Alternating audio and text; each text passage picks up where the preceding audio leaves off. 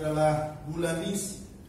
Di bulan misi ini, mari kita kembali merespon hati Tuhan Yesus, penebus hidup kita yang mengasihi semua orang, terutama mereka yang belum diselamatkan. Amin, saudara. Dan kita semua telah diberi kesempatan, saudara, sebagai orang yang tertebus. Untuk apa? Untuk menjangkau setiap orang bagi Kristus. Katakan amin. Oleh karena itu, mari kita menjadi berkat. Dengan apa? Dengan memulai sebuah gerakan baru untuk memenangkan satu jiwa lagi bagi Tuhan setiap saat. Katakan amin. Tentunya, saudara, prioritas kita adalah mereka dalam jangkauan kita. Biarlah kita ini, saudara, memasuki satu musim yang baru, yakni tuaian. Amin. Tuaian. Hanya diperlukan satu kata, yaitu ketaatan untuk menjangkau setiap orang bagi Kristus. Katakan amin. Tuhan mau kita taat. Tuhan mau kita nurut apa yang Dia sampaikan. Kalau kita melihat hati Yesus, saudara, Dia tidak menghendaki seorang pun binasa. Amin.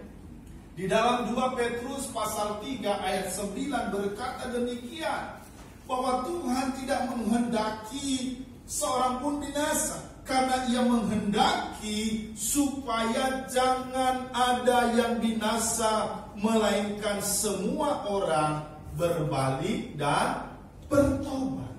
Itulah hati Yesus. Itulah hati Kristus. Itu sebabnya Dia rela berkorban, saudara. Karena kenapa? Dia tidak mau saya dan saudara binasa. Dia tidak mau semua orang binasa. Dia mau mereka berbalik dan bertobat kepada Tuhan. Itulah isi hati Tuhan. Dan Dia rindu agar semua diselamatkan dan memperoleh pengetahuan tentang kebenaran. Itu hati Yesus. Jadi kalau kita ini adalah anak-anak Tuhan, mari juga kita memiliki hati Yesus. Katakan amin. Itu sebabnya di dalam Matius pasalnya yang ke-28, ayatnya yang ke-19, Tuhan berikan amanat agung kepada setiap orang yang percaya. Apa itu? Dikatakan karena itu pergilah, jadikanlah semua bangsa muridku, dan baptislah mereka dalam nama Bapa, Anak, dan Roh Kudus. Jadi orang adalah misi kami. Harusnya itu yang ada dalam diri kita sebagai orang-orang yang percaya. Katakan amin. Setiap orang yang belum percaya, itulah misi kita untuk menyelamatkan mereka. Amin, saudara. Amin. Selamatkan mereka. Apa yang Alkitab katakan? Dikatakan, bukankah kamu mengatakan 4 bulan lagi tiba musim menuai? Di dalam Yohanes pasalnya yang keempat ayat yang ke-35. Bulan, tetapi aku berkata kepadamu, kata Yesus, lihatlah sekelilingmu dan pandanglah ladang-ladang yang sudah menguning dan matang untuk dituai. Jangan bilang, oh masih belum musimnya, oh masih belum waktunya. Tidak, saudara. Ladang sudah menguning, kata Tuhan. Amin. Orang-orang sudah siap dituai bagi Kristus. Masalahnya, maukah kita menjadi pekerja untuk menuai, saudara, jiwa-jiwa bagi Kristus? Masalahnya, apakah kita mau memberi diri untuk menuai jiwa-jiwa bagi Kristus, saudara? One more person for Jesus. Suatu kegerakan yang mendorong dan memobilisasi jemaat Tuhan mentaati amanat agung. Apa itu? Memenangkan satu jiwa bagi Kristus. Mari Mari miliki hati itu. Itu sebabnya Tuhan datang untuk menyelamatkan. Siapa itu? Saya dan saudara. Amin. Dia datang dan mati untuk menebus dosa kita. Alkitab berkata di dalam Efesus pasal 1 ayat 7, sebab di dalam Dia dan oleh darahnya kita beroleh penebusan, yaitu pengampunan dosa menurut kekayaan kasih karunia-Nya. Amin, saudara. Ini yang harus kita kerjakan. Ini yang harus kita perbuat. Beritakan Injil. Mari selamatkan setiap orang bagi Kristus yang belum percaya. Yesus telah menebus setiap orang. Oleh apa? Oleh darahnya. Karena kasih yang besar akan semua orang, saudara, sehingga yang percaya kepadanya tidak binasa, melainkan beroleh hidup yang kekal. Itulah hati Kristus. Dia tidak mau saudara dan saya ini binasa. Itu sebabnya Dia ganti kita, saudara. Yang harusnya kita binasa, Dia gantikan kita supaya kita tidak binasa, melainkan beroleh hidup yang kekal. Mengapa, saudara? Karena firman Tuhan jelas. Kita selain mengasihi Tuhan, kita juga harus mengasihi sesama. Kita harus mengasihi Tuhan, tetapi juga kita harus mengasihi sesama. Terlebih mereka yang belum percaya kepada Yesus. Bagaimana caranya? Mari kerjakan amanat agung. Amin. Beritakan Injil dimanapun kita ada, saudara. Berita pertama Yesus apa? Mari ikutlah aku, kau akan kujadikan penjala manusia. Amin. Menjadi penjala manusia. Sering saya katakan, tongkat estafet itu telah Dia berikan kepada kita, orang-orang yang percaya. Tapi kenapa jemaat Tuhan dan penginjil itu susah? Ya kadang-kadang dengan berbagai alasan dia katakan bingung, malas, segan, malu, dan takut. Ada banyak alasan-alasan yang coba kita ungkapkan, sampaikan untuk kita tidak melakukan apa yang menjadi kehendak Allah. Padahal Tuhan mau kita ini memenangkan setidaknya satu jiwa bagi Tuhan. Amin. Maka oleh karena itu bagaimana caranya? Harus ada perubahan di atmosfer roh. Katakan amin. Doa itu saudara mengubah iklim rohani. Doa juga bisa melembutkan hati jiwa-jiwa bagi Tuhan. Amin.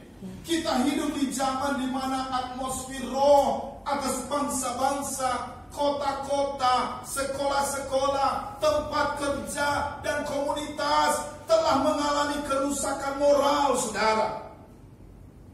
Kekerasan serta tantangan yang besar. Roh agamawi atau tantangan ideologi, saudara. Tantangan sekularisme serta tantangan ateis. Itu sedang terjadi. Nah, hal-hal tersebut yang menyulitkan kita untuk memberitakan Injil secara leluasa. Tetapi Injil Lukas mendemonstrasikan kebenaran dari pasal 1 ayat sampai pasal 9, di mana saudara kita bisa mengobservasi bahwa atmosfer roh berupa kekerasan terjadi pada kedatangan Yesus ke dunia ini. Memang telah terjadi sejak dahulu, saudara.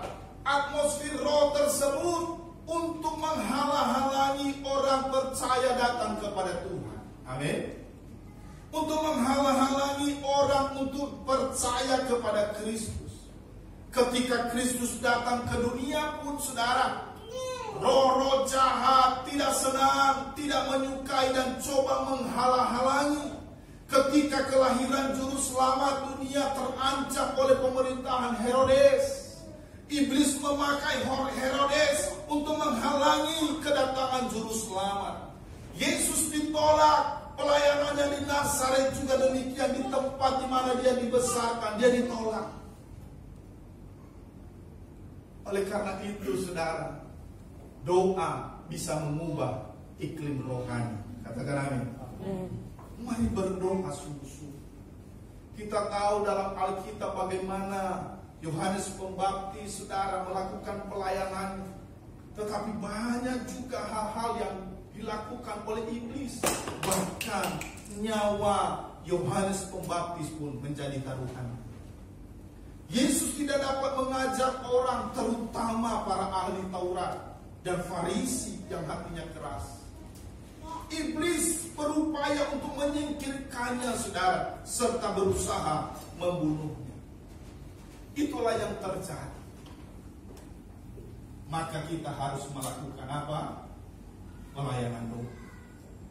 Prayer evangelist. One more person for Jesus. Dimulai dari doa. Amin. Dimulai dengan doa, saudara.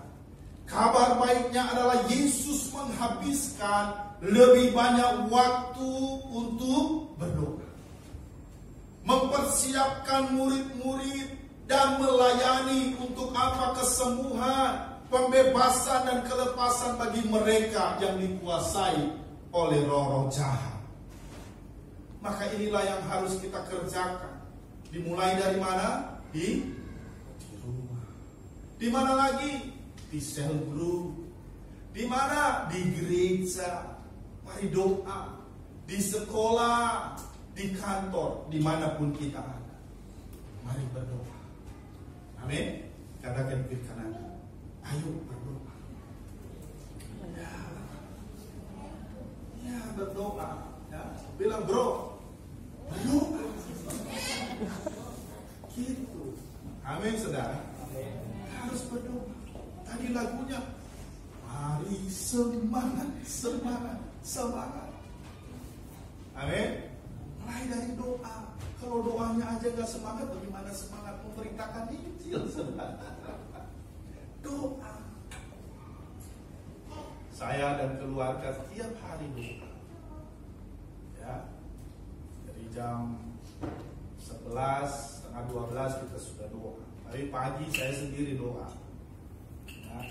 Pagi sendiri saya doa. Sudah. Gak ikut istri dan anak-anak, sendiri. Kunci kamar saya doa. Baru jam setengah 12 setelah selesai semuanya baru kita Bapak Ibu Saudara, kekuatan kita hanya ada dari Tuhan. Amin. Kita minta dalam doa. Kita minta dalam doa supaya Tuhan menolong. Mengapa banyak orang percaya tidak mau berdoa untuk jiwa-jiwa? Alasannya apa? Doa? Oh, aku tidak punya waktu. Iya kan? Aku gak punya waktu. Saya gak bisa doa apa. Makanya menurut survei, saudara, setiap gereja itu, ya, gereja itu dari 100% jemaatnya, paling yang suka berdoa itu cuma 5%. Bayangin. Dari 100 jemaat berarti berapa? Kalau 5%? 5 orang? Cuma 5 orang. Coba bayangkan. Orang itu nggak menyukai doa. Padahal doa itu adalah nafas. Ibarat kita ini, saudara, nggak bernafas kalau kita nggak berdoa. Amin. Banyak berdoa, banyak berkat. Nggak berdoa, sedikit berdoa, sedikit. Banyak-banyaklah berdoa. Berdoalah banyak-banyak. Amin, saudara. Dibalik aja. Karena nggak ada kekuatan kita selain Tuhan. Saya mau katakan, sebanyak apapun harta yang ada padamu, saudara, itu bisa lenyap dalam sekejap. Amin. Sehebat apapun engkau tidak sanggup menghadapi hidup ini tanpa Tuhan. Oleh karena itu mari datang kepada Tuhan. Terlebih menjangkau jiwa-jiwa ini yang sudah dicengkeram sama roh-roh jahat. Bagaimana melepaskannya? Harus dengan doa. Amin. Bukankah Allah berkuasa di atas segalanya? Bukankah Dia sanggup melepaskan setiap belenggu? Amin. Hanya dengan doa. Saudara tahu tembok Yerikho itu hancur berantakan dengan apa? Dengan doa dan pujian kepada Tuhan. Bukan dengan tombak, bukan dengan palu yang besar untuk menghancurkan tembok itu, tetapi dengan doa dan pujian kepada Tuhan. Bagaimana Yosafat bisa berperang dan mengalahkan orang-orang Amalek, orang-orang Amos ya, ayat bukannya. Ya. Itu lewat apa? Pujian dan doa kepada Tuhan.